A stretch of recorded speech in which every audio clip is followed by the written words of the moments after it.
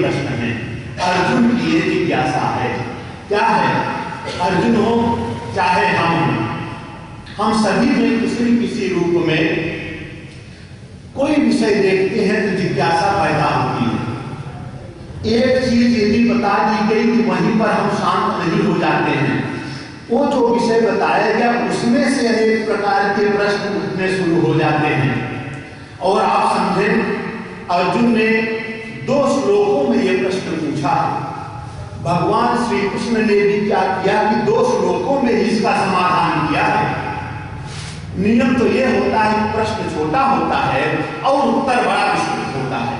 वो चाहते तो 20-25 श्लोकों में चल करके इसका पूरा अच्छी तरह से विवेचन करते, लेकिन 2 श्लोकों में उसने प्रश्न किया, जिज्ञासा की, और 2 श्लोकों में ही उन्होंने समाधान कर दिया। क्या समाधान किया है आप देखें, तब इस पर विवेचन करेंगे। अक्षरम ब्रह्म परमम स्वभावोध्यात्ममुच्यते भूत भावोद्भव करो विसर्गः कर्म संहितः अधिभूतं क्षरो भावः पुरुषश्चाधिदैवतम् अधियज्ञोहमेवात्र देहे देहे कृतां परा। ये जो अर्जुन ने वहां पर इस रूप में प्रश्न किया था, उसी प्रश्न का उत्तर इन्होंने 2 श्लोकों में दे दिया। बंधुओं, मैंने कहा कि अर्जुन भी मनुष्य ही है। प्रश्नों का ढेर लगा दिया उसने। वह प्रश्नों का ढेर किसके सामने लगा रहा है? जो परमात्मा है, जो भगवान है, भगवान के सामने प्रश्नों का ढेर। बल्कि होना यह चाहिए था, एक प्रश्न जब उसने कर दिया, किम तद ब्रह्म, यानी वह ब्रह्म तत्व क्या है, इतना पूछ करके उसको चुप हो जाना चाहिए था। लेकिन नहीं, जैसे ही उन्होंने एक का उत्तर दिया, तुरंत उसमें से अनेक प्रश्न पूछना शुरू कर दिया। और वो भी इन प्रश्नों के पूछने में वो ये भी नहीं समझ पा रहा है हमारे सामने खड़े कौन है, ये भी उसको ध्यान नहीं आ रहा है। हमें जब इतने प्रकार की जिज्ञासाएं हो जाती हैं बंधुओं, हमारे सामने प्रभु ही खड़े हो, तो लगता है कि हमारे प्रश्न जो है उनसे भी बढ़ करके हैं। इस तरह से अर्जुन जो है यहाँ पर प्रश्न करना शुरू करता है। भगवान श्री कृष्ण का धैर्य देखिए। भगवान श्री कृष्ण ने ये नहीं कहा कि भाई मैं तो ऊब चुका हूं तुम्हारे प्रश्नों से, अब इतने प्रश्नों का उत्तर मुझसे नहीं दिया जा रहा है, तुम भी जान लो कैसे क्या होता है। लेकिन प्रभु जो है वो भी अपने धैर्य को खोए नहीं। यही होता है वस्तुतः जो अच्छे शिक्षक होते हैं। अच्छे शिक्षक अपने विद्यार्थी के उस जो भी प्रश्न उसकी तरफ से आता है, सारे प्रश्नों को बड़ी अच्छी तरह से सुनते हैं, ध्यान में रखते हैं। सबसे बड़ी बात, जिज्ञासा कब होती है? जिज्ञासा तब होती है या तो वह व्यक्ति बड़े मनोयोग से सुन रहा है, या तो अच्छी तरह से पहले से ही जाने हुए है, तो जाकर के जिज्ञासा होती नहीं होती है। अब इस तरह से जिज्ञासा होने को अध्यापक का मन जो है प्रफुल्लित होने लगता है। यही हुआ, भगवान श्री कृष्ण का मन जो है प्रफुल्लित होने लगा। एक का उन्होंने चल करके उत्तर दिया है। स्वाभाविक है, सहज रूप से हम सभी में भी, हम सांसारिक प्राणी हैं, इसी रूप में हमारे अंदर ये सारी भावनाएं पैदा हो जाती हैं। जो उत्तर दिया उन श्लोकों को अभी हमने आपके समक्ष जो है अभी प्रस्तुत किया। मित्रों देखें, मैं फिर वही बार कह रहा हूं, यह स्वाभाविकता है। अर्जुन के प्रश्न का कोई अंत नहीं है। कृष्ण सुनते जा रहे हैं। उत्तर कहां बैठता है? जो मन एकदम खाली होता है। एक प्रश्न पूछ लिया, हमारा मन एकदम खाली हो गया। अब उसके बाद जब गुरुदेव बताना शुरू करेंगे तो चल करके सारा हमारे अंदर जो का जो बैठना शुरू हो जाएगा। लेकिन इसने तो प्रश्न पर एक पर प्रश्न करना शुरू कर दिया। इसलिए कहते हैं ऐसी स्थिति में उसको मालूम ही नहीं पड़ पा रहा है हम क्या करने जा रहे हैं, क्या कर रहे हैं। एक ही प्रश्न पूछ करके शांत हो जाते, लेकिन यही सारे प्रश्न पूछ लिए। अब आप देखिए, प्रभु ने जो उत्तर दिया है उसको ध्यान रख करके हम चल रहे हैं। कह रहे हैं अक्षरम ब्रह्म परमम। अक्षर ब्रह्म का है। वह जो ब्रह्म है वो कैसा है? अक्षर है। अभी अक्षर और निरक्षर की बात आई है, जिसको हमारे यहाँ अव्यय पुरुष कहा गया है। इस रूप में अक्षर शब्द का प्रयोग यहाँ पर किया गया है। वस्तुतः अक्षर कहते किसको है? दो शब्द है। अक्षर में दो तरह की व्युत्पत्तियां हमारे यहाँ ली जाती हैं। एक तो अशून्य व्याप्त धातु है, जो व्यापक रूप से विद्यमान है, उसे भी हम अक्षर की संज्ञा देते हैं। वाक्यकार धनहरी जब अपनी पहली कारिका लिख रहे हैं, अनाद निधनम ब्रह्मा शब्द तत्वम यदक्षरम, वहां पर अनाद निधनम भी कहते हैं, अक्षरम भी कहते हैं। कोई ये अर्थ करने लगता है वह परमात्मा जो है, ब्रह्म जो है, उत्पत्ति और विनाश से रहित है। तो जो अक्षरम शब्द का प्रयोग किया, किस रूप में किया? वहां पर कहते अक्षर का मतलब ये नहीं है कि कभी विनष्ट नहीं होता है, वो तो पहले शब्द से उसका बोध हो गया है। तो यहाँ अक्षर शब्द का अर्थ होता है मुख्य रूप से वह व्यापक रूप से विद्यमान है।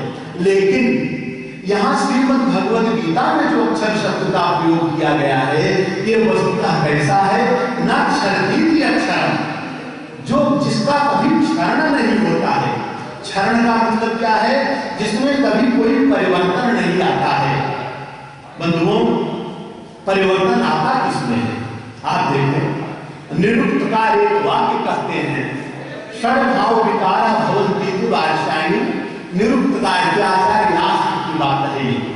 कहते हैं जितने भी हमारे सांसारिक पदार्थ हैं, सांसारिक तत्व हैं, उन सारे तत्वों में हम सब समाहित हैं। उनमें छह क्रियाएं होती रहती हैं। जायते, अस्ति, विपरिणमते, वर्धते, अपक्षीयते, विनश्यति। कोई चीज जो है अभी तक नहीं दिखाई पड़ रही, जैसे ही अंकुर निकलना दिखाई पड़ गया, तुरंत हम कहते हैं जायते, माने इस चीज की उत्पत्ति हो गई। अब उसमें तनिक रुकता नहीं है। अस्ति, फिर उसकी सत्ता भी हो जाती है। जायते, अस्ति, विपरिणमते, उसमें कुछ विपरिणमन होने लगता, कुछ वृद्धि होने लगती है धीरे धीरे। विपरिणमते, वर्धते, उस बढ़ने की भी मित्रों एक सीमा होती है, उसके आगे वो नहीं बढ़ सकता है। उसके बाद धीरे धीरे धीरे धीरे अपक्षीयते, एक ऐसा समय आता है जब विनश्यति, वह खत्म हो जाएगा। हम जितने भी पदार्थ हैं, जितने भी हैं, सब में यह क्रिया हो रही है। इसलिए यह जो क्षरण होता है, परिवर्तनशीलता होती है, किसमें होती है? वस्तुतः ये जो संसार है, जिसको अभी आपने क्षर रूप में कहा है, इस संसार में ही यह परिणमन होता है, संसार में ही परिवर्तनशीलता आती है। जो इस संसार से ऊपर उठा हुआ है, वह जो परब्रह्म है, उस परब्रह्म में कभी भी किसी प्रकार की इस तरह की क्षरणशीलता नहीं होती है, परिवर्तनशीलता नहीं होती है। इसलिए उसके लिए शब्द का प्रयोग किया गया है मित्रों, अक्षर। इसलिए बड़ा सीधा सीधा शब्द दिया वहां पर उन्होंने, अक्षर शब्द का प्रयोग सीधे सीधे दिया है। अक्षर का मतलब बहुत लंबा चौड़ा, बहुत कुछ दिया है। कहते ये बताओ, हमारे व्यक्तित्व को व्यवस्थित करने वाला कौन होता है? हमारी चेतना होती है क्या? हमारी चेतना से हमारे व्यक्तित्व का विकास होता है? कहते नहीं, चेतना तो मुख्य रूप से है ही है, उसकी कोई बात नहीं है। चेतना ही नहीं रहेगा, हम किसी कर्म में प्रवृत्त ही नहीं होंगे। लेकिन हमारे व्यक्तित्व का विकास हमारा कर्म करता है। कर्म जिस तरह का होगा, उस तरह का व्यक्तित्व हमारा बनेगा। संत महापुरुषों के सानिध्य में, अच्छे व्यक्तित्व के सानिध्य में यदि हम बैठे हुए हैं, उनके सानिध्य से संसर्गजा दोष गुणा भवन्ति। जैसी संगति करेंगे वैसा दोष आएगा, वैसा गुण भी आएगा। तो ऐसे अच्छे व्यक्ति के सानिध्य में बैठ करके उन गुणों की प्राप्ति यदि हम कर लेते हैं, उससे हमारे स्वरूप का, हमारे व्यक्तित्व का विकास होता है। इसीलिए कहा जाता है हमेशा बड़े पेड़ की छाया ग्रहण करनी चाहिए, सामान्य वृक्ष की छाया नहीं ग्रहण करनी चाहिए। माने महापुरुषों की सानिध्य को प्राप्त करना चाहिए। वह बड़ा पेड़ जो है, उसके पत्ते खत्म भी हो जाए, इतनी डालियां होती हैं, वो भी हमें संरक्षण किसी प्रकार से नहीं सकती हैं। इसीलिए प्रभु ने इस रूप में कहा है कि वस्तुतः हमारे व्यक्तित्व को व्यवस्थित करने वाले जो होते हैं, हमारे कर्म होते हैं। बाकी ये जितनी चीजें और बाकी दिखाई पड़ती हैं, ये तो सारी उधार ली हुई है। ये उधार ली हुई में विश्वास न करके सीधे सीधे यह जो हमारी चेतना से व्यवस्थित होकर के विवेक पूर्ण होकर के हमारे द्वारा किया जाने वाला जो कर्म है, उस कर्म पर हमारा ध्यान अच्छी तरह से होना चाहिए। सुव्यवस्थित कर्म यदि होगा तो निश्चित रूप से हमारा व्यक्तित्व भी सुव्यवस्थित होगा, नहीं तो नहीं हो पाएगा। मित्रों, इन बातों को बताते बताते आगे चल करके आचार्य श्री ने यहाँ पर जो व्याख्या की है उसमें एक शब्द और कह दिया है। भाई अपने लिए कहा जाता है अहम ब्रह्मास्मि, अहम ब्रह्मास्मि। मैं देखिए हमारे उपनिषदों के जो महा तत्व दिखाई पड़ते हैं, विचार में आते हैं, उनको ध्यान में रख करके कहा जाता है अहम ब्रह्मास्मि। आगे चल के कह दिया गया सर्वम खंडितम ब्रह्म, ये भी बातें आ जाती हैं। अहम ब्रह्मास्मि, ये जो बात की जा रही है, मैं ब्रह्म रूप हूं। निश्चित है कि शरीर को तो ब्रह्म रूप नहीं कहा जा सकता है, क्योंकि अभी आया कि शरीर तो विनष्ट होने वाला है। ये शरीर का मतलब है श्री हिंसायाम धातु है, क्षणात यत् शरीरम, जो नित्य प्रति हिंसित हो रहा है, नित्य प्रति विनष्ट हो रहा है, इसको हम शरीर की संज्ञा देते हैं। आचार्य शंकर ने ही लिखा है, आपको ध्यान में, आप आचार्य श्री राम जी को ध्यान में होगा, आयु नष्ट पश्चाताम प्रतिदिनम याति क्षयम यौवनम प्रत्यायान गता पुनर्न दिवसाः कालो जलवक्षतः लक्ष्मी स्तोय तरंग भंग चपला विद्युत चलम जीवितम तस्मान् मां शरणागत शरणदत्तम रक्ष रक्षादुना। ये मुट्ठी में पकड़े हुए रेत की तरह हमारा जीवन जो है धीरे धीरे धीरे आयु जो है धीरे धीरे चली जा रही है। इसलिए ये जो ध्यान किया होता है विद्युत चलम, जैसे बिजली चमकी आई गई, इसी तरह से हमारा जीवन है आया गया इस तरह से। इसीलिए प्रभु के सानिध्य को प्राप्त करना अति आवश्यक है। यहाँ कहते हैं अहम ब्रह्मास्मि, वह अहम किसके लिए कहा जा रहा है? व्याकरण की दृष्टि से देखें तो हमारे यहाँ 3 पुरुष होते हैं, प्रथम पुरुष, मध्यम पुरुष और उत्तम पुरुष। उत्तम पुरुष जो है वो किसको कहा जाता है? उत्तम पुरुषस्तन्यः, वह जो परम पुरुष है उसको उत्तम पुरुष के रूप में कहा जाता है। अन्य पुरुष थर्ड पर्सन प्रथम पुरुष कहा जाता है, और अपने लिए कहा जाता है तुम, अथवा इस तरह से तुम मध्यम पुरुष के रूप में, लेकिन उत्तम पुरुष के रूप में प्रयोग उस परमात्मा के लिए किया जा रहा है।